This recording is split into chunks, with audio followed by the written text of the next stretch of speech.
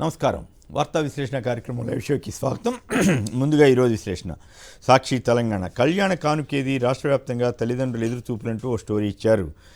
ఆంధ్రప్రదేశ్లో భారీ ఎత్తున ఏర్పాటు చేసిన అంబేద్కర్ విగ్రహ ఆవిష్కరణ కార్యక్రమం గురించి కూడా వార్తనిచ్చారు. పెత్తందారి పోకడలు అంటరానితనమేనంటూ ముఖ్యమంత్రి జగన్ చేసిన వ్యాఖ్యను ఇచ్చారు.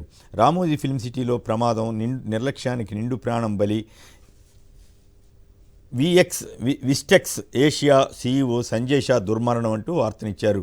అయితే ఈ నెలాఖరులో రాష్ట్రానికి ప్రధాని మోడీ రానున్నారు. సాక్షి ఆంధ్రప్రదేశ్ పెత్తందారి పోకడలు అంటరానితనమే అంబేద్కర్ విగ్రహావిష్కరణ సభలో ముఖ్యమంత్రి జగన్. భారీ ఎత్తున సభకు హాజరైన ప్రజానీకం. రాష్ట్రంలో మరో చారిత్రక ఘట్టం, కులగణనకు శ్రీకారం. రామోజీ రాతలు నీచం, జాలేస్తోంది ఈనాడు అంటూ ఆ పత్రిక రాసిన కొన్ని కథనాలను ఖండిస్తూ వార్తనిచ్చారు. ఈనాడు, ఆంధ్రజ్యోతి పత్రికలను దళిత సంఘాలు దగ్ధం చేశాయి. రామోజీ ఫిలిం సిటీలో ఘోర ప్రమాదం, కంపెనీ సీఈఓ ఒకరు మృతి, సంగం బ్యారేజీ శతాబ్ది స్వప్నం సాకారం అంటూ మరో స్టోరీ ఇచ్చారు. బొల్లాపల్లి వద్ద కారులో తరలిస్తున్న 2.25 కోట్లు పోలీసులు స్వాధీనం చేసుకున్నారు. ఈనాడు తెలంగాణ అయోధ్య రాముడి దివ్య రూపం ఇదిగో అంటూ కథనాన్నిచ్చారు. మూసీ పునరుజ్జీవానికి థేమ్స్ ప్రణాళిక అంటూ లండన్లో రేవంత్ రెడ్డి అక్కడి స్థానిక అధికారులతో జరిపిన చర్చలపై స్టోరీ ఇచ్చారు. ఎస్సీ వర్గీకరణపై కేంద్రం కమిటీని నియమించింది. అసలు వడ్డీ చెల్లింపులకే 16,000 కోట్లు అవుతాయంటూ రుణాలపై కథనాన్నిచ్చారు.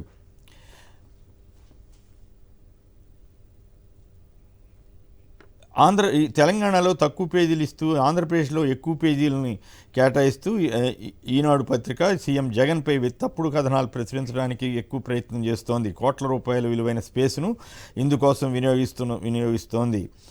సామాజిక న్యాయ మహాశిల్పం ఆవిష్కరణ సందర్భంగా వైఎస్ఆర్సీపీ ప్రభుత్వంపై పలు తప్పుడు కథనాలను కూడా ప్రచురించారు.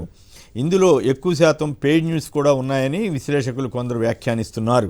ఈనాడు ఆంధ్రప్రదేశ్ వ్యాన్ పిక్ భూములపై ఈనాడులో పలు అసత్య కథనాలను ఈనాడు ఆంధ్రప్రదేశ్ దేశంలో అసత్య కథనాన్ని ప్రచురించారు.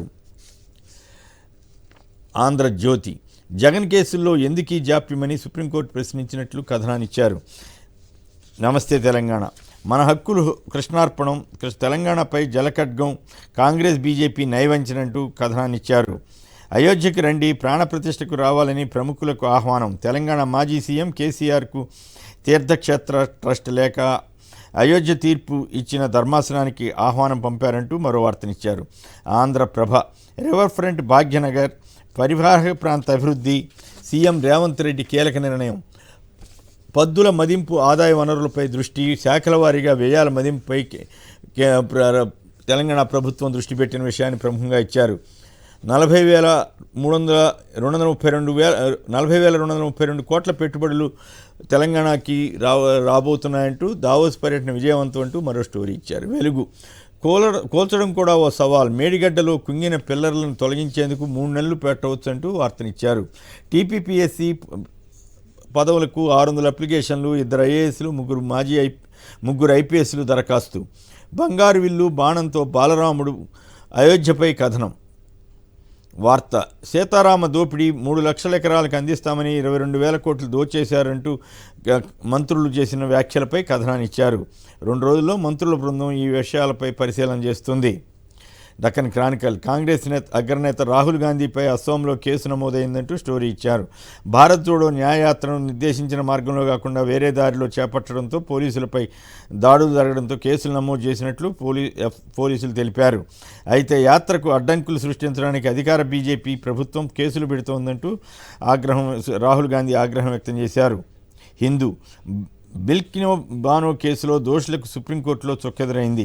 లొంగిపోవడానికి మరింత సమయం కావాలని, నిందితులు వేసిన పిటిషన్లు విచారణ అర్హం కాదని న్యాయస్థానం తోసిపుచ్చింది. ఆదివారంలోగా జైలు అధికారుల ముందు లొంగిపోవాలని ఆదేశించింది.